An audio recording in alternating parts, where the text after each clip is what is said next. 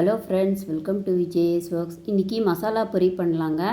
அதுக்கு பூண்டு ஒரு 5 பல் தட்டி வச்சுருக்கிறேன், வரமிளகா ஒரு 5 கிள்ளி வச்சுருக்கிறேன், வடகம் ஒரு டேபிள் ஸ்பூன் அளவு எடுத்திருக்கேன், கருவேப்பிலை கழுவி வச்சுருக்கிறேன், நடக்கடலை ஒரு அரை கப்பு, பொட்டுக்கடலை ஒரு 2 டேபிள் ஸ்பூன், அவ்வளோதாங்க. ஒரு வானிலையில் எண்ணெய் ஒரு 2 டீஸ்பூன் போட்டு அதில் வடகம், பூண்டு, கருவேப்பிலை எல்லாம் போட்டு வரமிளகா போட்டு நல்லா செவக்க வறுத்ததும் நடக்கடலையும் பொட்டுக்கடலையும் சேர்த்துட்டேங்க. கூடவே மஞ்சத்தூள் ஒரு 1/4 டீஸ்பூனு, மிளகாத்தூள் ஒரு அரை டீஸ்பூனுங்க.